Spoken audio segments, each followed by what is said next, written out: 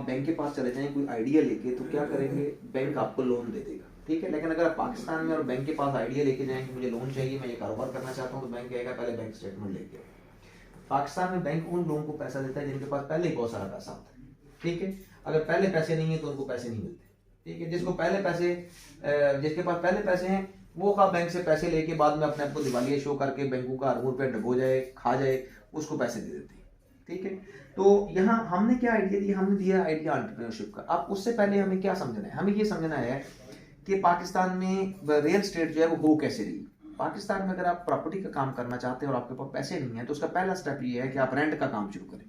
Doctor साहब, आप कोई मकान कोई दुकान किराए पे चढ़ाते हैं, आधा किराया उधर से मिल जाता है, आधा उधर से मिल जाता है। जब आपके पास 4 पैसे आते हैं, फिर आप अगले स्टेप पे जाते हैं, रेनोवेशन का काम शुरू करते हैं। पुराना मकान लेते हैं, उसका कुछ सीमेंट कोई उसको कलर शलर करवा के बेच देते हैं, 1.5-2 लाख बचा लेते हैं।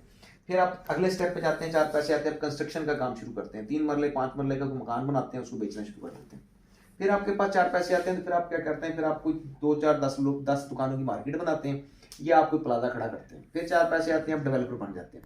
उससे अगला स्टेप क्या है, आपके पास पैसे आ गए तो आप टाउन प्लानर बन जाते हैं, सोसाइटी के मालिक बन जाते हैं। ये है पीक, यानी रेंट से शुरू करके पीक तक जाना, टाउन का मालिक बनना, सोसाइटी का मालिक बनना। अब आप बहुत सारे ऐसे लोगों को जानते हैं जिनको 20 साल हो गए, ठीक है, लेकिन वो रेंट का ही काम किए जा रहे हैं, एक स्टेप भी आगे नहीं बढ़े।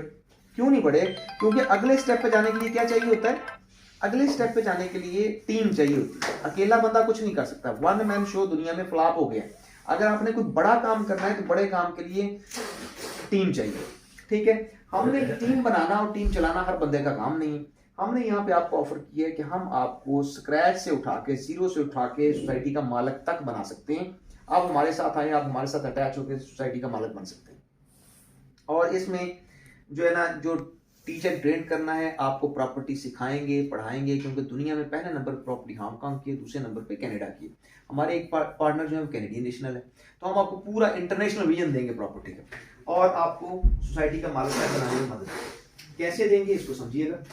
ऐसे होता है कि पहले हम समझते हैं कि जो पाकिस्तान में बड़े प्लेयर है ना रियल एस्टेट के, मसलन DHA, बेरी है, या अल कबीर है, या पार्क व्यू वाले हैं, वो काम कैसे करते हैं, वो डीलर डेवलप करते हैं। कौन से उनके डीलर होते हैं?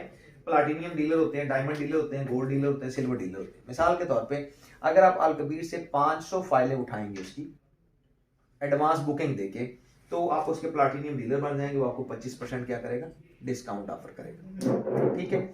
और वो जो उसका प्लाटिनियम डीलर बनता है, वो क्या करता है, वो जब 25% डिस्काउंट मिलती है, वो मेल फीमेल स्टाफ रखता है, सैलरी प्लस कमीशन देता है, और उनके जरिए से वो 500 फाइलें जो उठाई होती हैं वो बिकवा देता है, बेचना शुरू कर देता है। या वो छोटे डीलरों को साथ मिलाता है, किसी को 2%, किसी को 4%, किसी को 7% देता है, और उनसे फाइलें बिकवा लेता है, क्योंकि उसने तो 25% लिया हुआ होता है। अब यहाँ आपने एक बात को समझना है, हमारे जितने भी बड़े प्लेयर हैं वो फाइल्स का बिजनेस करते हैं। फाइल्स का बिजनेस क्या है कि ग्राउंड पे प्लाट होते हैं 10,000 फाइलें प्रिंट करते हैं और भेज देते हैं। फिर प्लाट तो होते नहीं है, तो प्लाट नंबर कहाँ से दें? वो फिर क्या करते हैं, वो मसला फर्ज करो 20 लाख का प्लाट आपने बुक किया है, 2 लाख रुपए एडवांस देके 20,000 रुपए महीने की किस्त दे रहे हैं। जब उनके पास 10 लाख रुपए चला जाएगा किस्तों की शक्ल में, यानी 20 में से 10 चला जाएगा, तो वो कहेंगे जिस बंदे की आधी पेमेंट आ गई है वो बैलेटिंग अमाउंट जमा करवाए, हम उसको प्लाट नंबर देते हैं कुरानदाजी के जरिए। तो वो बैलेटिंग अमाउंट 2 लाख रुपए और लेंगे आपसे, और फिर आपका नाम डालेंगे बॉक्स में, और बॉक्स को घुमा के वहां से निकाल देंगे, प्लाट जी आपका प्लाट नंबर 13 निकला है, और आपको अलॉट कर देंगे। कब उन्होंने प्लाट नंबर 13 आपको दिया? जब उनके पास 20 लाख में से 12 लाख चला गया, फिर दिया उन्हें। अब उससे पहले वो क्यों नहीं दे सकते? उससे पहले वो इसलिए नहीं दे सकते, उन्हें वो होता ही नहीं। वो आप ही के पैसे से आगे लैंड खरीदते हैं और आपको प्लाट नंबर देते हैं, ठीक है। कब? आधी पेमेंट लेने के बाद। अब बहुत सारी ऐसी सोसाइटियां पाकिस्तान में मौजूद हैं कि जिनकी सारी पेमेंट लोगों ने दे दी हुई है, कि उनको प्लाट नंबर आगे नहीं मिला, क्योंकि आगे उनको जमीन नहीं मिली, ठीक है, या कोई मसला हो गया, वो नहीं दे सके, ठीक है। तो ये सारे मसले मसाइल हैं। हमारे जो कंपनी के डायरेक्टर्स हैं ग्लोबल क्रिएशन प्राइवेट लिमिटेड के, उन्होंने फैसला किया कि ये फाइल्स वाला कारोबार हम नहीं करेंगे, ये एक फ्रॉड कारोबार है।